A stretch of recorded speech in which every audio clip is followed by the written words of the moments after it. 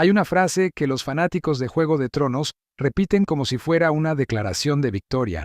La dicen con admiración, con ese tono de quien acaba de ver algo brillante, pero lo que muy poca gente se detiene a analizar es lo que ocurrió justo antes de esa frase, y lo que ocurrió después. Porque Cersei Lannister no perdió el trono de hierro en una batalla campal. No lo perdió cuando los dragones quemaron sus flotas, ni cuando sus aliados le dieron la espalda uno por uno. Lo perdió mucho antes, en un pasillo del desembarco del rey, en una conversación que duró menos de un minuto y que ella terminó convencida de haber ganado. Ese día no firmó ninguna sentencia de muerte, no traicionó a ningún aliado, no cometió ningún error militar, simplemente dejó ir a un hombre al que acababa de amenazar de muerte. Y ese hombre, durante los años siguientes, desmanteló su mundo con una paciencia y una precisión que ella nunca fue capaz de ver venir. Esta es la historia de cómo el mayor error de Cersei no fue estratégico, fue emocional, y le costó absolutamente todo. Para entender por qué ese momento importa tanto, hay que ubicarse en el mapa exacto de la segunda temporada. Roberto Baratheon lleva muerto varios meses. Ned Stark fue ejecutado en la plaza de Baelor. Joffrey ocupa el trono y los Lannister, al menos en apariencia, dominan la capital. Pero las grietas son visibles para cualquiera que sepa dónde mirar. Robb Stark no ha perdido una sola batalla en el norte. Stannis Baratheon reclama el trono con argumentos legítimos y una flota considerable. Renly tiene un ejército que duplica al de cualquier otro pretendiente. Y para rematar el panorama, Arya Stark ha desaparecido de Desembarco del Rey sin que nadie pudiera detenerla, lo cual es un problema político mayúsculo, porque los Stark eran los rehenes que le daban a Cersei poder de negociación frente al norte. En ese contexto, Cersei convoca a Meñique. La tarea es sencilla, encontrar a Arya. Meñique es el maestro de la moneda, tiene informantes en cada taberna y burdel del continente y ha demostrado ser útil antes. Es exactamente el tipo de encargo para el que existe un hombre como él. Pero Meñique no puede resistir la tentación. En lugar de asentir, inclinarse y retirarse a hacer su trabajo, empieza a deslizarse por la conversación como lo hace siempre, de manera oblicua, sin decir nunca exactamente lo que está diciendo. Sugiere que Cersei le pida ayuda a Varys. Ella lo presiona. El intercambio se complica, y de repente Meñique está insinuando, sin afirmarlo directamente, que conoce la naturaleza de la relación entre Cersei y Jaime. Lo hace con la clase de elegancia retorcida que lo caracteriza. Habla de situaciones incómodas entre hermanos que crecen bajo el mismo techo, de afectos que se desarrollan de maneras imprevistas, de lo problemático que se vuelve todo cuando ese tipo de secretos dejan de serlo. Y luego sonríe y dice, el conocimiento es poder. Ahí es donde Cersei comete el error que lo cambia todo. Ordena a sus guardias que lo agarren, luego les dice que le corten el cuello. Una hoja fría llega a la garganta de Meñique. Después cambia de opinión. Les dice que esperen, que lo suelten. Le hace dar 3 pasos hacia atrás. Le pide que cierre los ojos. Se acerca hasta quedar a centímetros de su cara y le susurra algo que lleva años siendo citado como una muestra de su genialidad. El poder es poder. Y se marcha, segura de haber ganado, convencida de haberle enseñado una lección que él jamás olvidaría. Tenía razón en esa última parte. Él no lo olvidó. Pero la lección que aprendió no fue la que ella pretendía darle. Para comprender por qué esa escena fue tan catastrófica, primero hay que entender quién era realmente Petyr Baelish, porque la serie lo presenta como una pieza del tablero político, pero no siempre deja claro de dónde viene ni qué es lo que lo mueve. Petyr Baelish no nació con nada. Su familia gobernaba un pedazo de costa tan insignificante que los mapas apenas lo registran, un lugar llamado Los Dedos, en el valle. Su padre tenía una amistad con Hoster Tully, el señor de aguas dulces, y gracias a esa amistad el joven Petyr fue enviado a criarse junto a los hijos Tully, Catelyn, Lysa y Edmure. Fue Edmure quien le puso el apodo que lo perseguiría toda la vida, Meñique, una burla que hacía referencia tanto a su baja estatura como a la miseria geográfica de las tierras de su familia. Creció en esa casa como lo que era un pupilo, no un igual, alguien tolerado por cortesía, no bienvenido por derecho. Se enamoró de Catelyn Tully con esa intensidad desesperada que solo tienen los adolescentes que saben que no merecen lo que desean. Cuando Catelyn fue prometida a Brandon Stark, el hermano mayor de Ned, Petyr lo desafió a duelo por su mano. Brandon Stark casi lo mató. Petyr fue enviado de vuelta a los dedos con una cicatriz en el pecho y una verdad grabada a fuego en la mente: no importa cuán inteligente seas si no tienes el apellido correcto. A partir de ese momento, dedicó su vida entera a construirse desde cero.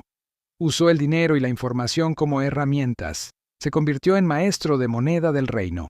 Gestionó la red de burdeles más rentable de Desembarco del Rey, lo que le daba influencia sobre la mitad de los hombres poderosos de la ciudad. Controló la guardia de la ciudad antes de que Tyrion lo reemplazara. En términos prácticos, era una de las personas que mantenía funcionando la capital. Y el principio sobre el que construyó todo eso era uno solo: nunca convertirse en un blanco visible, nunca dejar que quien está arriba te mire y vea una amenaza. El instante en que eso ocurre, pierdes tu mayor ventaja: que nadie te esté vigilando con suficiente atención. Cersei destruyó ese principio en 30 segundos, y luego cometió el error imperdonable de dejarle caminar. Aquí está el problema que Cersei nunca comprendió. La amenaza no fue el error fue la amenaza sin consecuencias. Cuando le puso la hoja en el cuello y luego lo soltó, no le enseñó que era poderosa. Le enseñó algo mucho más útil para él: que había una línea clara entre un mundo donde los Lannister ganaban y uno donde no. En el primero, él siempre estaría a un mal día de distancia de que esa hoja volviera. En el segundo, ya no tendría ese problema. Lo que Cersei pensó que era una demostración de fuerza era, en realidad, la declaración más clara posible de que Petyr Baelish solo tenía futuro si los Lannister no llegaban a consolidar su poder de manera definitiva. Lo que hizo después no fue reaccionar con rabia ni urdir una venganza inmediata. Eso no es su estilo. Volvió a ser útil. Gestionó la alianza entre las casas Lannister y Tyrell, que salvó Desembarco del Rey cuando Stannis atacó con su flota en la batalla del Aguas Negras. Sin ese acuerdo, la capital habría caído. Los Lannister sobrevivieron la segunda temporada en gran medida gracias a él. Pero mientras construía esa alianza, también estaba preparando el siguiente movimiento. Durante las negociaciones con Lady Olenna Tyrell, Meñique se aseguró de que la anciana comprendiera exactamente quién era Joffrey. No de manera directa, porque eso nunca es su método. La elogió públicamente, sonrió en cada reunión y dejó que sus informantes se encargaran de que los detalles verdaderos llegaran a los oídos correctos: lo que le había hecho a Sansa Stark, las humillaciones públicas, los episodios de crueldad documentados ante toda la corte. Olenna Tyrell no necesitaba que le explicaran las implicaciones. Ella misma había observado cómo Joffrey trataba a Sansa en público y entendía perfectamente el riesgo que eso representaba. Su nieto Loras estaba en la Guardia Real. Si Joffrey alguna vez levantaba la mano contra Margaery de la manera en que lo había hecho contra Sansa, Loras lo mataría en el acto. Y eso destruiría a los Tyrell con la misma eficacia con la que destruiría a Joffrey. La conclusión fue la misma para los dos. Joffrey tenía que morir antes de la boda. El mecanismo que construyeron fue de una elegancia casi inquietante. Meñique consiguió un veneno llamado el estrangulador. En los libros llega escondido dentro de las amatistas de una redecilla decorativa que Sansa llevaría puesta en la boda. En la serie, la misma sustancia viaja oculta en una de las piedras de un collar. En ambos casos, Sansa es el vehículo, completamente ajena a lo que está transportando. Durante el banquete nupcial, mientras Joffrey convertía la celebración en un espectáculo de humillaciones dirigidas principalmente a Tyrion, Olenna se acercó a Sansa con discreción, ajustó el collar, extrajo una de las piedras y la dejó caer en la copa del rey. Unos pocos segundos en plena vista de cientos de personas.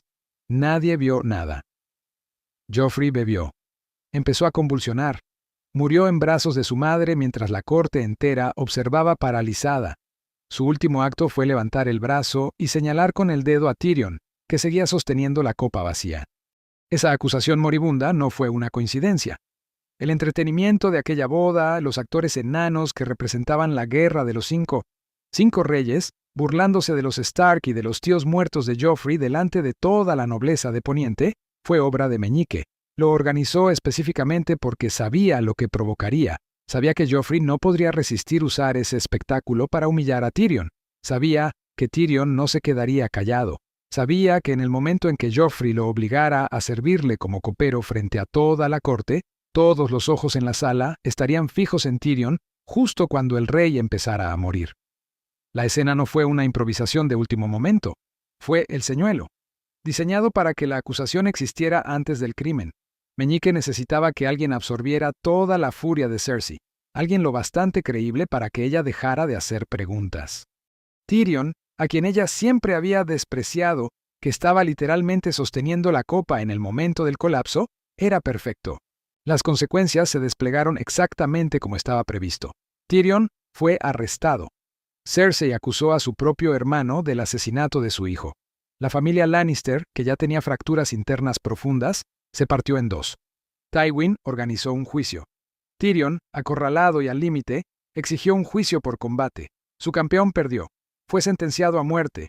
Escapó matando a Tywin Lannister en el proceso y huyó de Poniente para siempre.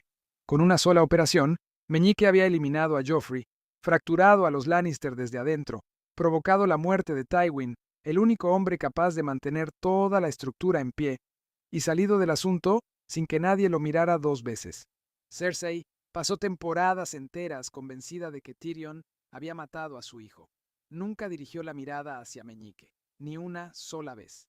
Mientras Cersei gritaba el nombre de Tyrion, Meñique ya había hecho algo más. Se había llevado a Sansa Stark.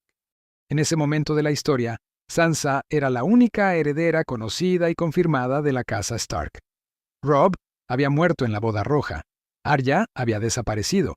Bran y Rickon se daban por muertos. Quien controlara a Sansa, controlaba una reclamación legítima sobre el norte y la lealtad potencial de todas las casas norteñas que todavía sentían apego al apellido Stark. Era una pieza que Cersei había tenido en su poder durante más de un año. Meñique se la llevó al valle, se casó con Lysa Arryn y se instaló como Lord Protector de las Montañas de la Luna. Tenía el castillo más inaccesible del continente, un ejército que no había gastado un solo soldado en ninguna de las guerras, y la última heredera Stark conocida. Desde una fortaleza en las montañas a miles de kilómetros de la capital, el hombre al que Cersei había puesto la hoja en el cuello en un pasillo tenía más piezas sobre el tablero que ella. Hay un discurso que Meñique le da a Varys en la tercera temporada que la mayoría de los fanáticos recuerdan como uno de los grandes monólogos de la serie. Varys argumenta que sin orden lo que queda es el caos, un abismo que devora a todos. Meñique responde que no, que el caos no es un abismo, que el caos es una escalera, que muchos intentan trepar por ella y caen sin poder volver a intentarlo, que la caída los destroza, que a otros se les ofrece la oportunidad de subir y la rechazan porque se aferran a las ilusiones del orden, de los dioses, del amor, que solo la escalera es real, que el ascenso es lo único que existe. La gente lo cita como el parlamento de un villano brillante. Lo que es en realidad es una confesión. Es Meñique describiéndole a Varys y al espectador exactamente lo que ha estado haciendo desde la segunda temporada. Construye desorden, lo usa como peldaño, sube. No partió desde el poder, partió desde la humillación de ser el pupilo anónimo en casa ajena, enamorado de una mujer que lo veía como un hermano menor, gobernando un territorio tan pequeño que la gente usaba su nombre geográfico para insultarlo. La única manera en que un hombre así llega hasta donde llegó Baelish es si las personas que están por encima de él siguen cayendo. Y la manera más eficiente de hacer caer a personas poderosas es asegurarse de que el suelo debajo de sus pies nunca sea estable. Cersei le entregó la motivación para desestabilizar ese suelo cuando le puso la hoja en el cuello. Cada movimiento que hizo después de ese pasillo estuvo moldeado por una certeza simple. Si los Lannister consolidaban su victoria definitiva, él terminaría exactamente en esa posición otra vez. Y la próxima vez, tal vez ella no cambiaría de opinión. En los libros, Tyrion advierte al Consejo de los Lannister de manera explícita. Señala que Baelish es peligroso, sutil, ambicioso. Que no se le puede confiar nada, todos lo ignoran, siguen usándolo porque sigue entregando resultados. Nunca se detienen a preguntarse qué estaba tomando él a cambio. Lo que estaba tomando de manera lenta e invisible era todo. Para cuando Meñique murió, su trabajo ya estaba hecho. Joffrey era historia. Tywin era historia. Tommen era historia. La dinastía Lannister había colapsado en todos los sentidos que realmente importan. Cersei ocupaba un trono sostenido por fuego valirio y obstinación pura, sin aliados reales, con enemigos llegando desde todas las direcciones. La casa que alguna vez tuvo más oro, más soldados y más miedo acumulado que cualquier otra en Poniente, terminó sin herederos, sin legado y sin nadie que lamentara su fin. Y aquí está lo que verdaderamente importa, porque esto no es simplemente la historia de una reina ficticia cometiendo un error en un mundo inventado. Cersei creía que el poder era algo que se exhibía, que si le demostrabas a alguien lo que podías hacerle, ese alguien se alineaba. El problema de esa lógica es que solo funciona con personas que tienen más que perder que tú. En el momento en que le demuestras tu poder a alguien que ya está cerca del límite y lo dejas vivo después de la demostración, no lo has intimidado. Le has dado una razón. Petyr Baelish, después de ese pasillo, tenía muy poco que perder. Lo que tenía era información, tiempo y la certeza absoluta de que Cersei jamás lo consideraría una amenaza real. Ella le puso la hoja en el cuello y luego volvió a preocuparse por Robb Stark. Nunca conectó un solo hilo de vuelta hacia él. Él contaba con eso. Toda su estrategia dependía de eso. En el Juego de Tronos, el enemigo más peligroso no es el que te amenaza desde el otro lado de un campo de batalla. Es el que se sienta a tu mesa, sonríe, se hace útil y mientras tanto se asegura silenciosamente de que cuando llegue el momento decisivo no quede nada bajo tus pies en lo que puedas apoyarte. Cersei construyó a ese enemigo ella misma, en un pasillo, en 30 segundos, y se fue caminando con una sonrisa.